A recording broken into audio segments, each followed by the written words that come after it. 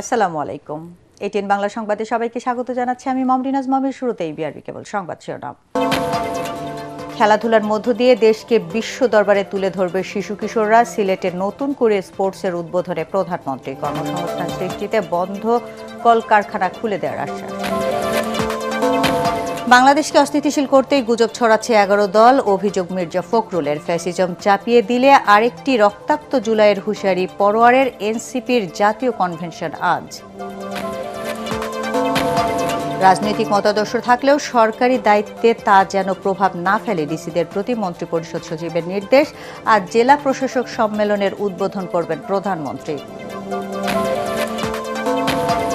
এবং বাজেট ঘাটতি মেটাতে আর্থিক প্রতিষ্ঠান থেকে ঋণ নেওয়া আত্মঘাতী মূল্যায়ন সিপিডির। বিশ্বের সাথে তাল মেলাতে পোশাক শিল্পে উন্নত প্রযুক্তি ব্যবহারের তাগিদ চায়না উদ্যোক্তাদের। শুনছিলেন বিআরবি কেবল সংবাদ শিরোনাম, এবার বিস্তারিত।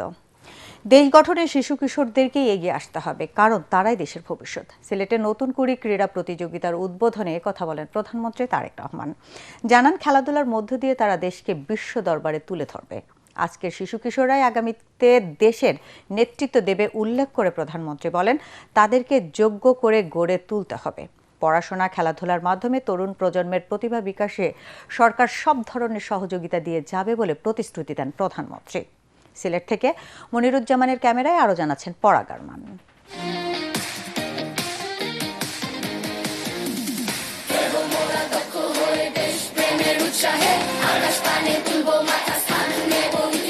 ফুটবল, ক্রিকেট, ব্যাডমিন্টন সহ 8টি খেলা থাকছে নতুন করে স্পোর্টস প্রতিযোগিতায়। প্রধানমন্ত্রীর উপস্থিতিতে কেউ ফুটবল, কেউ ক্রিকেট, কেউ ব্যাডমিন্টন খেলা প্রদর্শন করেন।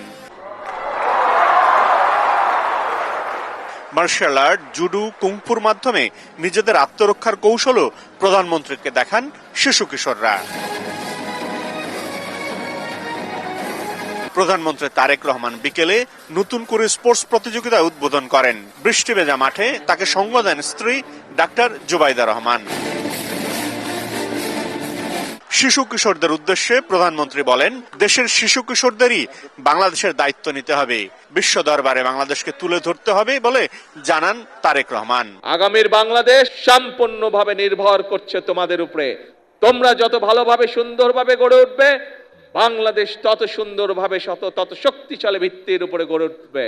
কাজেই ছোট বন্ধুরা, আমাদের সময় প্রায় শেষ। এখন বাংলাদেশ তাকিয়ে আছে তোমাদের দিকে। আমরা শুরু করে দিয়ে যাব, তোমাদেরকে সামনে এগিয়ে নিয়ে যেতে হবে বাংলাদেশকে। আগামীর শিশুরাই দেশের ভবিষ্যৎ। শিশুদের যার যার প্রতিভা রয়েছে তাদের সেই ক্ষেত্রে সুযোগ সৃষ্টি করে দেবে সরকার। শিশু কিশোরদের মধ্য থেকেই আগামীতে দেশের নেতা তৈরি হবে বলে মন্তব্য করেন প্রধানমন্ত্রী তারেক রহমান। তোমাদের ভিতর থেকে ভবিষ্যতে নেতৃত্ব তৈরি হবে। এই দেশকে তোমরা নেতৃত্ব দিবে, তোমরা সামনে এগিয়ে নিয়ে যেতে হবে তোমাদেরকে। তোমাদের মধ্যে থেকে এমপি হবে, মন্ত্রী হবে, প্রধানমন্ত্রী হবে, প্রেসিডেন্ট হবে তোমাদের মধ্যে থেকে এই বাংলাদেশের। পড়ালেখা তো সবাইকে করতে হবে, পড়ালেখা কিন্তু মাফ করা যাবে না। কিন্তু পড়ালেখার পাশে খেলতে হবে, নিজেদেরকে তৈরি করতে হবে। কেউ খেলোয়াড় হবে, কেউ গায়ক হবে, কেউ মিউজিশিয়ান হবে, এক একজন এক একটা হবে। সরকার, রাষ্ট্র তোমাদের পাশে আছে। দেশকে শক্ত হাতে এগিয়ে নিতে শিশু কিশোরদেরই এগিয়ে আসতে হবে। পরে বেলুন উড়িয়ে নতুন করে স্পোর্টসের উদ্বোধন করেন প্রধানমন্ত্রী তারেক রহমান। 80-র দশকে নতুন করে গান, নৃত্য এবং অভিনয় সীমাবদ্ধ ছিল। শিল্পকলায় প্রতিভা অন্বেষণের এই মাধ্যমকে প্রধানমন্ত্রী তারেক রহমান এবার ক্রীড়াঙ্গনেও ছড়িয়ে দিলেন। তাতে করে খেলোয়াড়দের পদচারণায় মুখরিত হয়ে উঠবে এদেশের ক্রীড়াঙ্গন, আর দেশ পাবে অনেক প্রতিভাবান খেলোয়াড়, যারা ভবিষ্যতে বাংলাদেশকে জাতীয় এবং আন্তর্জাতিক পর্যায়ে সাফল্য এনে দেবেন। পরাগ আরমান, এটিএন বাংলা, সিলেট। এদিকে নতুন কর্মসংস্থান সৃষ্টিতে বেসরকারি খাতের সহায়তা সারা দেশে বন্ধ কলকারখানা চালুর ঘোষণা দিলেন প্রধানমন্ত্রী তারেক রহমান। জলবদ্ধতা নিরসনে সিলেট সিটি কর্পোরেশনের নেয়া প্রকল্পের ভিত্তিপ্রস্তর স্থাপনে তিনি এই ঘোষণা দেন। প্রধানমন্ত্রী সতর্ক করেন, ভূগর্ভস্থ পানির ব্যবহার আর নদ নদীর দূষণের মাধ্যমে পানির উৎস নষ্ট করা হলে সামনে ভয়াবহ পরিস্থিতির মুখোমুখি হতে হবে। এর আগে সিলেট পৌঁছে সস্ত্রীক হযরত শাহজালাল রহমতুল্লাহ আলাইহির মাজার জিয়ারত করেন প্রধানমন্ত্রী। পরে বাইশা নদী পুনর্খনন কর্মসূচির উদ্বোধন করে তারেক রহমান বলেন, জনগণকে দেয়া নির্বাচনী ওয়াদা বাস্তবায়ন করবে বিএনপি। বিস্তারিত জানাচ্ছেন মইনুল আহসান। ঢাকা থেকে আকাশপথে সিলেট ওসমানী বিমানবন্দরে এসে পৌঁছলে মন্ত্রী, স্থানীয় বিএনপির সিনিয়র নেতারা প্রধানমন্ত্রীকে স্বাগত জানান। প্রচণ্ড বৃষ্টি মাথায় নিয়ে শাহজালাল রহমতুল্লাহ আলাইহের মাজার জিয়ারত করেন প্রধানমন্ত্রী তারেক রহমান।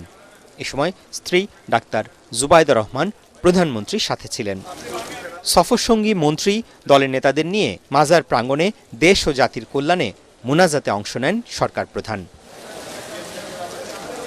সেখান থেকে বৈরী আবহাওয়ার মধ্যে শহরের চাঁদনী ঘাটে সুরমা নদীর সৌন্দর্য বর্ধন, বন্যা প্রতিরোধ অবকাঠামো নির্মাণ প্রকল্পের ভিত্তিপ্রস্তর স্থাপন করেন প্রধানমন্ত্রী তারেক রহমান। সেখানে সরকার প্রধানকে প্রকল্পের নানা দিক অবহিত করা হয়। পরে সিলেট সিটি কর্পোরেশনে সুধী সমাবেশে যোগ দেন তিনি। বক্তব্যে সিলেটের উন্নয়নে সরকারের নানা পরিকল্পনার কথা তুলে ধরেন প্রধানমন্ত্রী। ঢাকা সিলেট বা সিলেট ঢাকা রেল ব্যবস্থা উন্নতি হচ্ছে। আমরা চেষ্টা করছি এই ব্যাপারে ইনশাআল্লাহ ডবল লাইন কিভাবে করা যায়, ডাবল লাইনের মাধ্যমে এই সমস্যাটার সমাধান করা যায়, দ্রুততর করা যায়। সিলেট মেডিকেল কলেজের অধীনে 250 শয্যার একটি হাসপাতাল, এই হাসপাতালটি আমরা চেষ্টা করছি এক্সপ্যান্ড করে 1200 শয্যার একটি হাসপাতালে নিতে আমরা ইনশাআল্লাহ চেষ্টা করব, আমাদের পরিকল্পনার মধ্যে রয়েছে। পলিথিন ব্যবহারে সচেতন হওয়ার আহ্বান জানিয়ে তারেক রহমান বলেন, ভবিষ্যতের কথা মাথায় রেখে পানির উৎসগুলোকে দখল দূষণ থেকে রক্ষা করতে হবে। বুড়িগঙ্গা নদীতে ওনাদের বক্তব্য অনুযায়ী প্রায় 2 মিটার মানে 5-6 ফিটের মতন প্রায় স্তর জমে গেছে নিচে, এত স্তর জমে গেছে ময়লা জমে। এইভাবে যদি সবগুলো নদী বিষাক্ত হতে থাকে তাহলে একটা অসম্ভব ভয়াবহ পরিস্থিতিকে আমরা সকলে ধাবিত হচ্ছি। কাজেই এই বিষয়ে আমাদের মানুষকে সচেতন করতে হবে। প্রধানমন্ত্রী জানান, নতুন কর্মসংস্থান সৃষ্টির মাধ্যমে বেকারত্ব দূর করতে সরকার বন্ধ কলকারখানা চালু করতে যাচ্ছে। অনেকগুলো বিভিন্ন জায়গায় অনেক কলকারখানা বন্ধ হয়ে পড়ে আছে। আমরা সিদ্ধান্ত গ্রহণ করেছি এই কলকারখানাগুলোকে যত দ্রুত সম্ভব কারণ বের করে যত দ্রুত সম্ভব, যদি দরকার হয় আমরা প্রাইভেটাইজ করবো সেগুলোকে।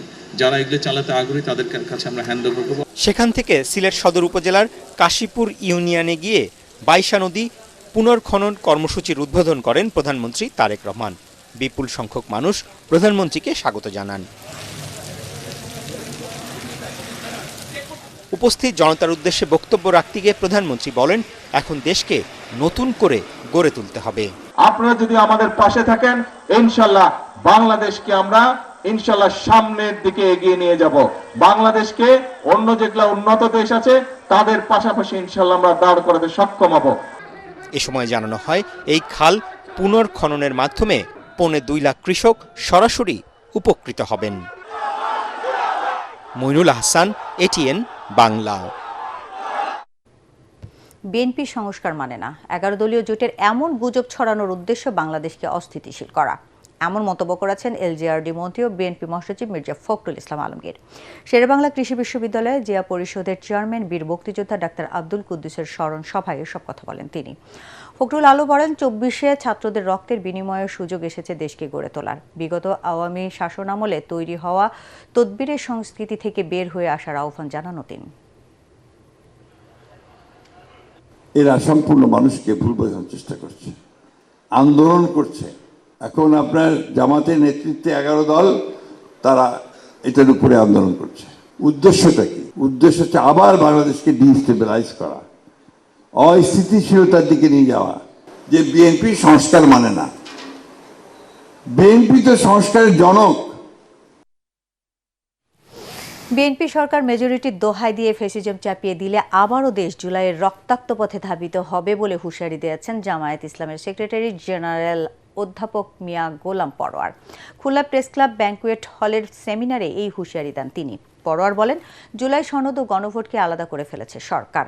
গণভোটে জনগণের প্রত্যক্ষ রায়কে পাশ কাটিয়ে সরকার ইচ্ছাকৃতভাবে দেশকে এক গভীর রাজনৈতিক ও সাংবিধানিক সংকটের দিকে ঠেলে দিচ্ছে। সংকট থেকে দেশকে বাঁচাতে গেলে উই হ্যাভ নো অল্টারনেটিভ। আমাদেরকে আবার যে জনগণ ভোট দিয়েছে, যে জনগণ 5 কোটি ভোট দিয়েছে, সেই 70% জনগণের ম্যান্ডেট যারা দিয়েছে, এটা যদি পার্লামেন্টের নিষ্পত্তি না হয় তো আমরা সেই আলোচনা, সেই আন্দোলনকে আবার জনগণের কাছে নিয়ে যেতে হবে। নির্বাচনের আগে বিএনপি সরকারের কথা বললেও আগের অবস্থানে নেই দলটি, এটা জনগণের সাথে লুকোচুরি। দুপুরে রাজধানীর বাংলা মোটর জাতীয় নাগরিক পার্টির কার্যালয়ে এসব কথা বলেন সদস্য সচিব আক্তার হোসেন। শপথ গ্রহণের দিনেই গণভোটের রায় অস্বীকার করেছে বিএনপি জানিয়ে তিনি বলেন, সংবিধান সংস্কারেও আপত্তি সরকারের।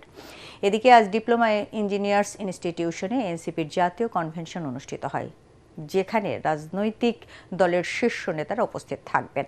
ওদিকে ঢাকা রিপোর্টার্স ইউনিটিতে দলিত, হরিজন, রবিদাস, তফসিলি জনগোষ্ঠীর জাতীয় জনজাতি জোট দলের আত্মপ্রকাশের অনুষ্ঠানেও যোগ দেন আক্তার। বলেন, একটি রাজনৈতিক দল ক্ষমতায় টিকে থাকতে সংখ্যালঘুদের ব্যবহার করেছিল, ভবিষ্যতে যা হতে দেওয়া হবে না। যে বিএনপি তারা আসলে সংস্কারের কথাটা হাসিনা পতনের আগে পর্যন্ত যেভাবে বলতো, হাসিনার পতনের পর থেকে সংস্কারের বিষয়ে তাদের চাওয়া পাওয়া ছিল না। তাদের শুধু চাওয়া পাওয়া ছিল ক্ষমতা কেন্দ্রিক, যে তাদের যদি সৎসাহস থাকতো তারা গণভোটের রায়ের কথাও তারা বলতে পারতেন। তাদের সেই সুযোগটা ছিল, তারা সেটা করেন নাই। এটা আসলে জনগণের সাথে একটা লুকোচুরি করা। জনগণ চেয়েছে সংস্কারের মধ্য দিয়ে বাংলাদেশ রাষ্ট্র কাঠামোর একটা বড় ধরনের পরিবর্তন হবে, সে পরিবর্তনটা তারা আসলে চান নাই। রাজনৈতিক মতাদর্শ থাকলেও তা যেন সরকারি দায়িত্ব পালনে প্রভাব না ফেলে সে বিষয়ে ডিসিদের নির্দেশ দিয়েছেন মন্ত্রিপরিষদ সচিব নাসিমুল গনি। সচিবালয়ে ব্রিফিংয়ে তিনি জানান, আজ জেলা প্রশাসন সম্মেলনের উদ্বোধন করবেন প্রধানমন্ত্রী। নাসিমুল বলেন, সরকার কিভাবে কি কাজ করবে প্রশাসনকে সেই বার্তা দেয়া হবে এই সম্মেলনে। বিস্তারিত জানাচ্ছেন ইয়াসিন রানা। রোববার শুরু হচ্ছে 4 দিনব্যাপী জেলা প্রশাসক সম্মেলন। উদ্বোধন করবেন প্রধানমন্ত্রী তারেক রহমান। 34টি কার্য অধিবেশনে 498টি বিষয়ে আলোচনা হবে এবার। গত বছর গৃহীত 400টি সিদ্ধান্তের বাস্তবায়ন হয়েছিল 44%। এ নিয়ে ব্রিফিংয়ে মন্ত্রিপরিষদ সচিব নাসিমুল গনি বলেন, সরকারের কার্যক্রম, লক্ষ্য ও উদ্দেশ্য নিয়ে মাঠ প্রশাসনকে বার্তা দেওয়া হবে সম্মেলনে। তারা গত ইশতেহারে কিছু প্রমিস করে এসেছিলেন যে এগুলো আমরা করব, তাদের সুবিধা মতো তারা প্রশাসন গুছিয়েছেন। জেলা প্রশাসক নিয়োগ হয়েছে, সবাই যখন যোগদান করেছে, তাদের সাথে ইন্টারাকশন করা যে কি কি কাজ করতে চাচ্ছি আমরা, কেন করতে চাচ্ছি, এর অন্তর্নিহিত উদ্দেশ্যটা কি, কিভাবে আমরা এটা অ্যাচিভ করতে চাই এবং কি স্পিডে অ্যাচিভ করতে চাই। দায়িত্ব পালনে ডিসিদের রাজনৈতিক মতাদর্শে প্রভাবিত না হওয়ার নির্দেশ দেন মন্ত্রিপরিষদ সচিব। প্রশাসন থেকে যখন দেখবে যে না, প্রফেশনাল ওয়েতে চলার বাইরে কোনো কিছু নাই, আপনি যদি দক্ষ না হন, সৎ না হন, মেধার ব্যবহার না করে চলেন, শুধু চিল্লাচিল্লি করে আর দলবাজি করে লাভ হয় না। প্রধানমন্ত্রী তার ফোর্স হলো এই জায়গায় যে আপনারা এইভাবে চলবেন, ক্যাটেগরিক্যালি উনি বলে দিয়েছেন, এর বাইরে উনি কোনো কথা বলেন। আমরা যদি দেখি যে না, আমার মেধার হচ্ছে না, আর আরেকটা জিনিস আছে যে আমাদের যদি যে আমরা কোনো না কোনো রাজনৈতিক দলের চোঙ্গা ফুঁকতে পছন্দ করি, সেটা প্রত্যেকেরই মানসিকভাবে থাকতে পারে, কিন্তু সেইটা নিয়ে যদি আপনি সরকারি কাজে যদি এটার এফেক্ট করে, তাহলে পরে এটা ঠিক না। কৃচ্ছ্রতা সাধনে এবার ডিসি সম্মেলনের খরচ কমানো হয়েছে বলেও জানানো হয় সংবাদ সম্মেলনে। ইয়াসিন রানা, এটিএন বাংলা, ঢাকা। অপতথ্য মোকাবেলাকে সরকার যুদ্ধ হিসেবে নিয়েছে বলে মন্তব্য করেছেন তথ্যমন্ত্রী জহিরুদ্দিন স্বপন। জাতীয় প্রেস ক্লাবের স্বাধীন গণমাধ্যমের নতুন চ্যালেঞ্জ অপতথ্য এবং আমাদের করণীয় শীর্ষ সেমিনারে মন্ত্রী বলেন, গণমাধ্যমের স্বাধীনতায় সরকার প্রতিশ্রুতিবদ্ধ। গণমাধ্যমের ডিজিটাল চেকিংকে গুরুত্ব দিতে হবে বলেও জানান তিনি। বিশ্ব মুক্ত গণমাধ্যম দিবস উপলক্ষে সাংবাদিকদের সংগঠন বিএফইউজে ও ডিইউজে আয়োজিত এই সেমিনারে সাংবাদিক নেতাদের সঙ্গে তিনি একথা বলেন। স্বাধীন গণমাধ্যমের নতুন চ্যালেঞ্জ অপতথ্য মোকাবেলা। It's a new problem.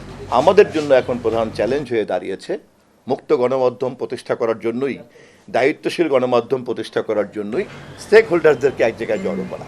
আসুন একসঙ্গে মিলে আমরা সমাধান বের করি একটি স্বাধীন গণমাধ্যমের জন্য, একটি দায়িত্বশীল গণমাধ্যমের জন্য।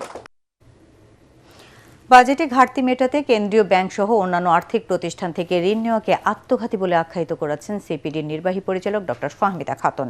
এ বিষয়ে আন্তর্জাতিক উৎসবের ওপর জোর দেন তিনি। রাজধানীতে ছায়া সংসদ বিতর্ক প্রতিযোগিতায় এসব কথা বলেন সিপিডির নির্বাহী পরিচালক। এ সময় debate for democracy chairman Hasan Ahmed Chowdhury Kiran বলেন, নিম্ন ও নিম্ন মধ্যবিত্তদের স্বার্থে নিত্যপণ্যের ওপর ভ্যাট ট্যাক্স কমিয়ে ওএমএস এবং টিসিবির মাধ্যমে সাশ্রয়ী মূল্যে খাদ্য সরবরাহ জরুরি। মিজান সাধারণের রিপোর্ট। জীবনযাত্রায় জ্বালানির মূল্য বৃদ্ধির প্রভাব নিয়ে ছায়া সংসদ বিতর্কের আয়োজন করে ডিবেট ফর ডেমোক্রেসি। সরকারি দলের আসনে কবি নজরুল সরকারি কলেজ আর বিরোধী দল ঢাকা কলেজ। যদি জ্বালানি তেলের দাম যদি বৈশ্বিক পরিস্থিতি হয় তাহলে প্রত্যেকটা দেশে এটা সমানভাবে হওয়ার কথা। বিতর্কের মূল্যায়ন পর্বে সিপিডির নির্বাহী পরিচালক ডক্টর ফাহমিদা খাতুন বলেন, বৈশ্বিক কারণে দেশে বিদেশে বিনিয়োগ কমেছে বহুগুণ, রপ্তানিও নিম্নমুখী।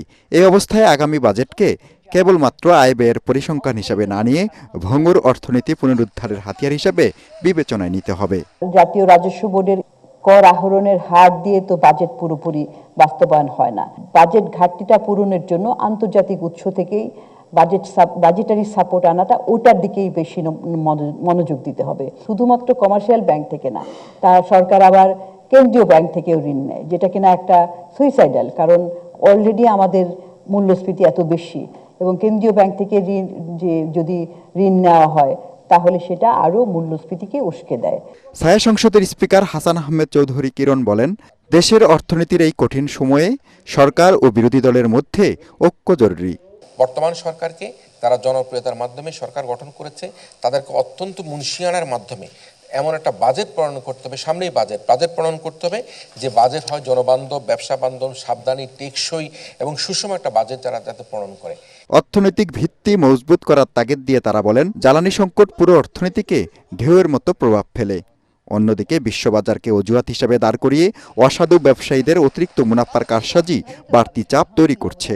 পৃথিবীতে এই IMF এর ঋণ নিয়েছে তারা সবাই যে খুব ভালো করতে পেরেছে তা না, অনেক দেশেই কিন্তু নেতিবাচক প্রভাব পড়েছে এবং সেইটার প্রেক্ষিতেই উদাহরণ টানা হয় যে IMF এর ঋণ যে সমস্ত দেশে গেছে তারা কিন্তু খারাপই অবস্থায়, তারা উঠে দাঁড়াতে পারেনি। ওএমএস এর মাধ্যমে, টিসিবি ট্রাকের মাধ্যমে যদি এই আরও বেশি কম দামে খাদ্যদ্রব্য সরবরাহ করা যায়, একই সাথে এই যে বৈশ্বিক যে পরিস্থিতি, এই পরিস্থিতিকে সামনে রেখে আমরা যে আমদানি করা যে খাদ্যদ্রব্য রয়েছে তার উপর শুল্ক এবং ভ্যাট কমিয়ে আপাতত একটা আপৎকালীন সময়ের জন্য যদি কমিয়ে আমরা খাদ্যদ্রব্যের দাম, দ্রব্যমূল্যের দাম নিয়ন্ত্রণ করতে পারি, কমাতে পারি, তাহলে কিন্তু মানুষের মধ্যে একটা স্বস্তি ফিরে আসবে। সংসদে উত্থাপিত প্রস্তাবটি গৃহীত হয়, বিতর্কে বিজয়ী হয় কবি নজরুল সরকারি কলেজ। মিজান শাহজাহান, এটিএন বাংলা, ঢাকা।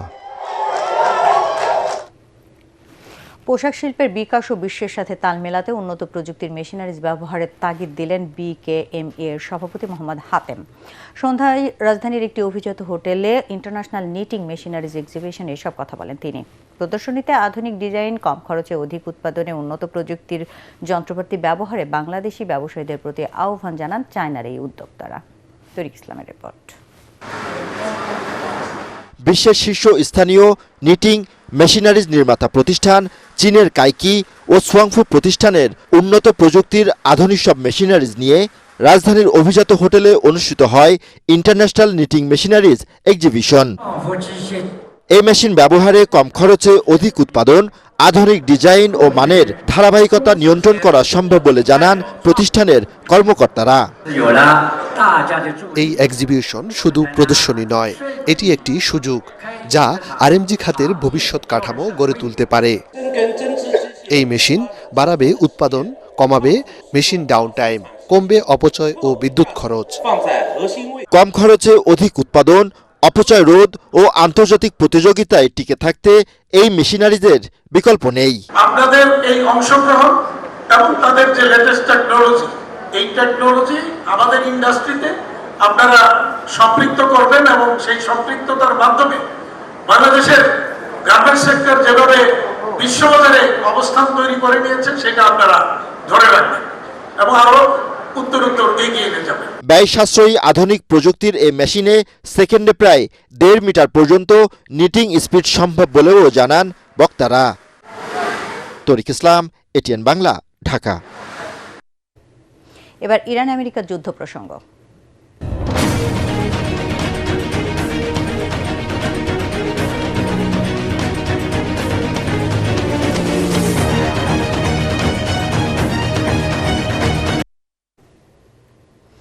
আবার যুদ্ধের দ্বার প্রান্তে ইরান ও আমেরিকা জোট। দেশটির তেল সম্পদ দখলে নিজেদের অভিপ্রায়ের কথা তুলে ধরে একে লাভজনক ব্যবসা বলেও জানান মার্কিন প্রেসিডেন্ট। আমেরিকার নতুন হামলার মুখের জবাবে ইরান হুঁশিয়ারি দিচ্ছে, বিশ্বশান্তি প্রতিষ্ঠায় মধ্যপ্রাচ্য থেকে পশ্চিমাদেরকে বিতাড়িত করা হবে। সেই সাথে জানায় তাদের যৌক্তিক শর্ত মেনে নিলেই আলোচনার মাধ্যমে সংকট সমাধানে প্রস্তুত তেহরান। এদিকে লেবানন ও ফিলিস্তিনে ইসরায়েলি হামলায় শিশুসহ নিহত হয়েছে বেশ কয়েকজন। জাহিদুল আলমের রিপোর্টে বিস্তারিত। একটি সমৃদ্ধ জনপদ নিশ্চিহ্ন করার সব যোগ্যতায় প্রমাণ করে যাচ্ছে যুক্তরাষ্ট্র। বিশ্বজুড়ে চলমান সব সংঘাতে তাদের ছায়া স্পষ্ট। গত ২৬ বছরেই মার্কিনিরা হামলা চালিয়েছে অন্তত ১০টি দেশে। পরোক্ষ মদত দিচ্ছে ফিলিস্তিন ও ইউক্রেন সংঘাতেও। দেশটির সর্বশেষ টার্গেট এখন ইরান। বিশ্ব শান্তি প্রতিষ্ঠান নামে সন্ত্রাসবাদ চালিয়ে যাচ্ছে বিশ্বের একমাত্র পরাশক্তিটি। মার্কিন প্রেসিডেন্ট ডোনাল্ড ট্রাম্পের সবশেষ বার্তাই যেন এর সবচেয়ে বড় প্রমাণ।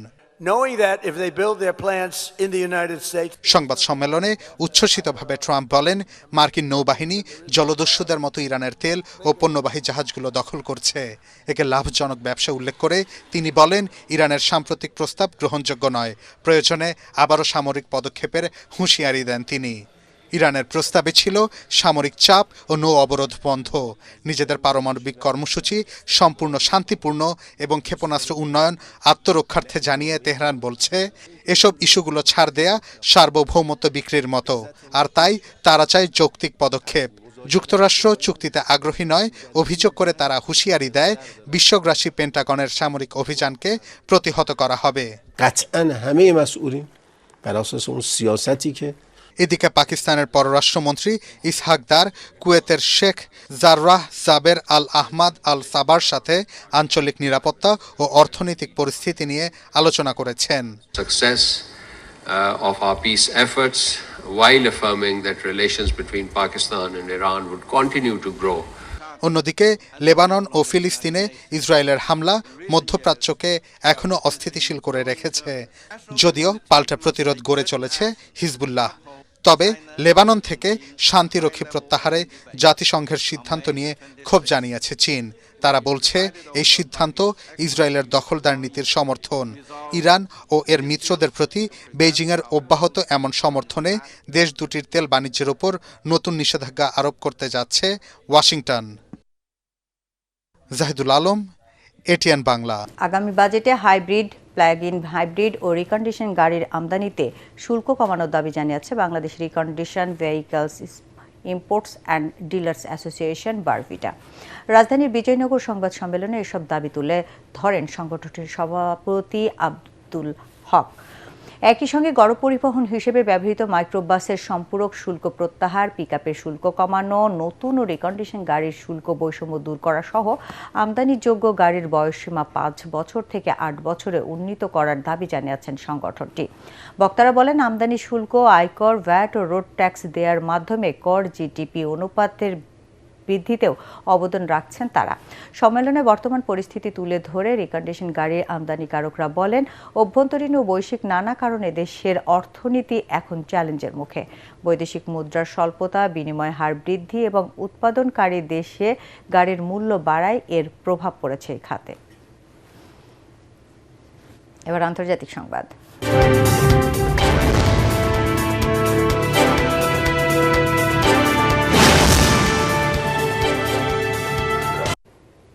সব ফ্লাইট বাতিল করে কার্যক্রম গুটিয়ে নেওয়ার ঘোষণা দিয়েছে যুক্তরাষ্ট্রের স্বল্প মূল্যের জন্য জনপ্রিয় বিমান সংস্থা স্প্রেট এয়ারলাইন্স। সকালে এক বিবৃতিতে সংস্থাটি জানায়, ইরান যুদ্ধের প্রভাবে গত 2 মাসে জেট ফুয়েলের দাম দ্বিগুণ বেড়ে যাওয়ায় তারা আর্থিকভাবে বড় চাপে পড়ে।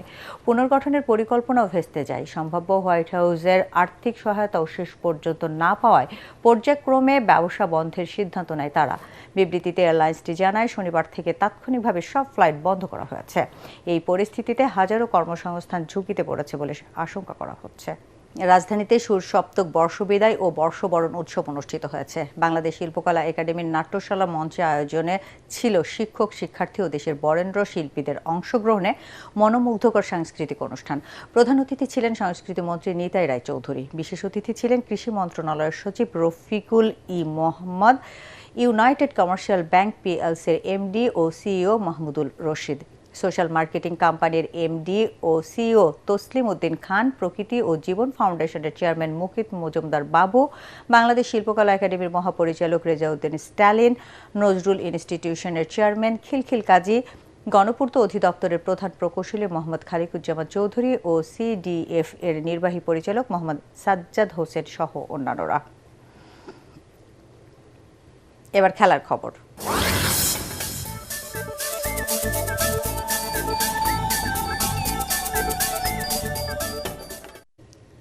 শেষ টি-20 ম্যাচে নিউজিল্যান্ডের কাছে 6 উইকেটে হেরে 3 ম্যাচের টি-20 সিরিজ ড্র করল বাংলাদেশ।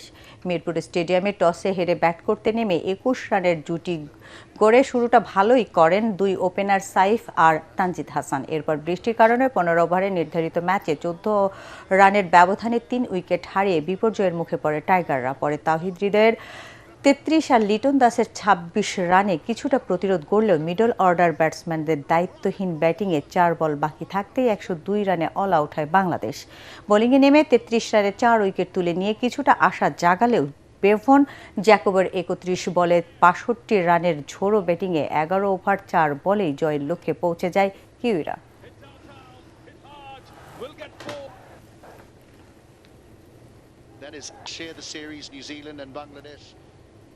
শেষ করার আগে বিআরবি কেবল সংবাদ শিরোনাম আরেকবার। খেলাধুলার মধ্য দিয়ে দেশকে বিশ্ব দরবারে তুলে ধরবে শিশু কিশোররা। সিলেটে নতুন করে স্পোর্টসের উদ্বোধনে প্রধানমন্ত্রী। কর্মসংস্থান সৃষ্টিতে বন্ধ কলকারখানা খুলে দেওয়ার আশ্বাস। বাংলাদেশকে অস্থিতিশীল করতেই গুজব ছড়াচ্ছে 11 দল। অভিযোগ মির্জা ফখরুলের। ফ্যাসিজম চাপিয়ে দিলে আরেকটি রক্তাক্ত জুলাইয়ের হুঁশিয়ারি পরোয়ারের। এনসিপির জাতীয় কনভেনশন আজ। রাজনৈতিক মতাদর্শ থাকলেও সরকারি দায়িত্বে তা যেন প্রভাব না ফেলে, ডিসিদের প্রতি মন্ত্রিপরিষদ সচিবের নির্দেশ।